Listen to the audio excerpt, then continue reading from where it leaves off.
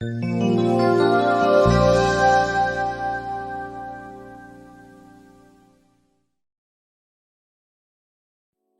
in Mason City, Iowa, there lives an incredible woman named Nancy Bluer.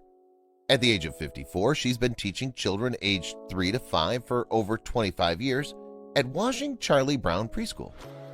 Even before she became famous for one of the world's greatest deeds ever, parents of her students would comment constantly on her kindness and great behavior with kids. The parents of her students felt like they would never hesitate to ask Nancy for help with parenting. But for one parent, it was Nancy who asked him to let her help. When Nancy decided to become a teacher, she knew that helping kids learn about the world and realize their potential was what she wanted to do for the rest of her life.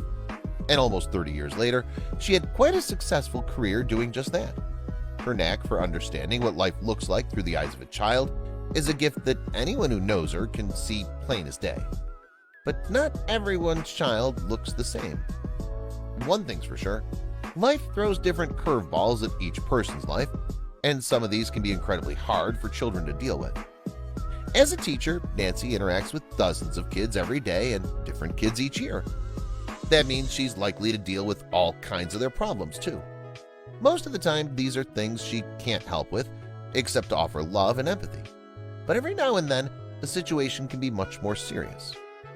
When Camden came to school one day in somber spirits, Nancy had a feeling it was going to be one of those times. Camden is one of her students. At just 4 years old, she knew him to be usually bright and happy, booming with energy all the time. It's not uncommon for young boys at that age, of course, but Camden had a special enthusiasm for life, the kind that a teacher can't help but notice. One day, Nancy noticed that he had begun to come in much less happy. He hadn't quite been himself for a few weeks at that point. But on this day, he could barely hold it together. Nancy knew something was really wrong. She stayed close to him during the day, hoping he would open up to her, but by the end of the day, he was still silent. So she asked him to stay after class. That's when Camden told her that his dad's life was at stake. Camden had recently watched his dad get raced to the hospital. As strangers in uniforms attended to him, their concern over Daryl's health couldn't be hidden from even someone so young. They were scared, but Camden was terrified, even though he didn't know what any of it meant. When they got to the hospital, the doctor told Daryl that his kidneys had failed. Yet this wasn't the first time Daryl had been given news that his kidneys weren't in perfect condition. His doctor had diagnosed him with Berger's disease, which causes kidney deterioration, more than 5 years earlier, when he was only 26 years old.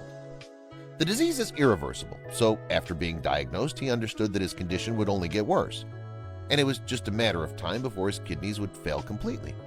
Of course, his biggest fear wasn't his kidney failure, but his failure as a father. For Camden, watching the progression of his dad's health into something that might ultimately make him disappear from Camden's life had been unbearably painful and confusing. For a while, Daryl had been receiving treatments in the hospital, but they required him to spend hours there each day. They were more than he could afford, and worst of all, it would only work temporarily. What Daryl really needed was a new kidney, but he was placed on a waiting list with over 100,000 other names before his. The treatment would only be able to keep him alive for so long, and it was looking like the transplant he needed would take a lot longer. Daryl's family and friends were very supportive. A great number of people volunteered their own kidneys, went through tests, and surrounded him with love and encouragement. But in the end, no one was a match. The situation was looking worse by the day. And the feeling couldn't be hidden from little Camden. He tried hard to be strong for his dad, but after months went by with no good news, it became too much for his young son to bear. Nancy couldn't have been more certain that something serious was going on that was causing little Camden's spirit to break like this. But she found herself at a difficult crossroads between her want to help and her professional responsibilities. Was it appropriate to pry into Camden's personal life? Was she emotionally ready to handle the information he told her? And worst of all, what if something horrible was wrong and she couldn't help? As she battled inside to make a decision, she realized that her empathetic side had already won. Whether or not she could help, she knew she needed to be there to support Camden in whatever he was going through. She would ask first and figure out what to do with the answer after.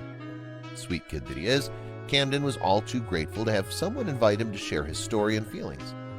but Nancy wasn't nearly as ready for his answer. With his eyes on the ground, Camden told her that his dad was in trouble because of health and that he was worried he wouldn't have a father anymore soon. Knowing there was no easy solution, had decided the best possible solution was managing the truth, so that Camden would be best prepared for the future.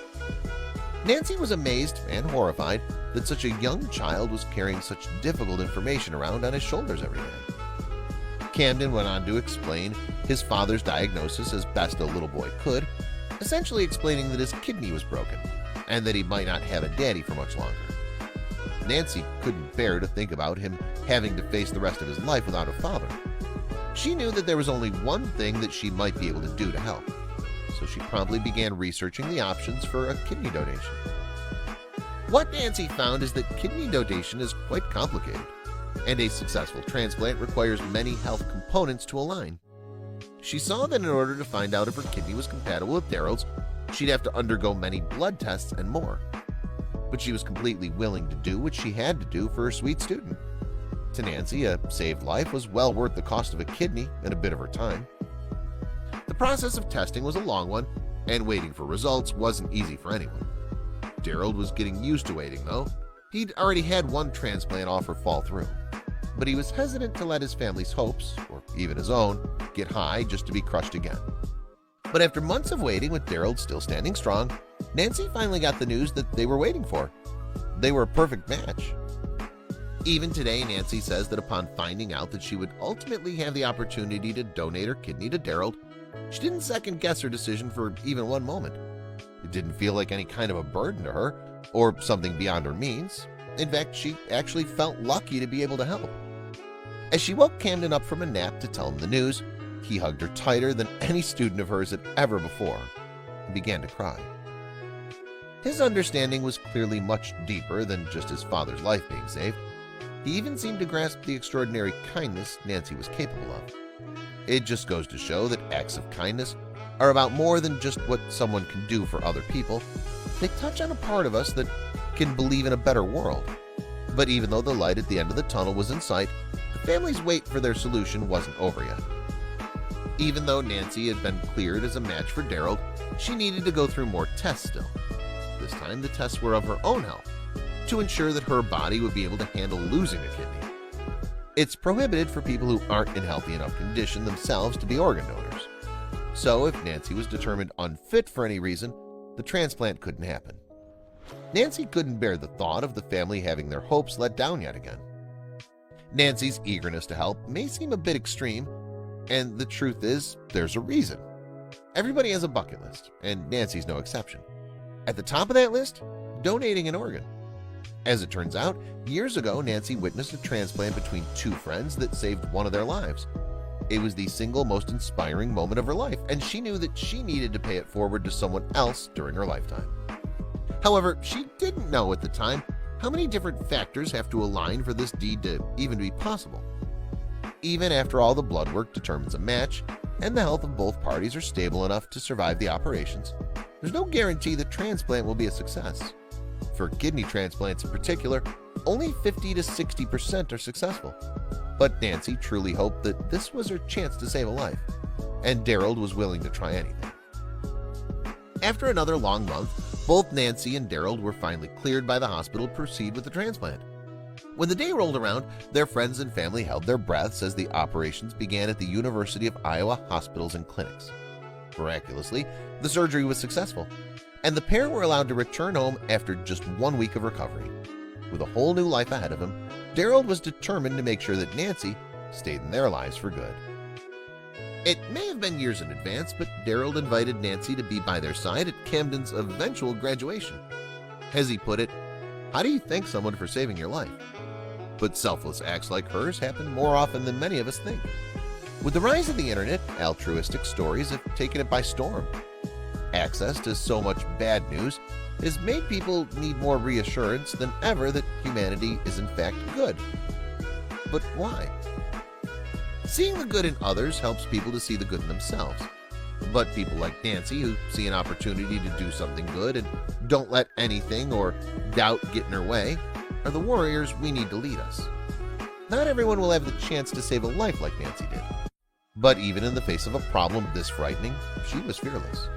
And her strength is an inspiration to us all to face life's opportunities the same way.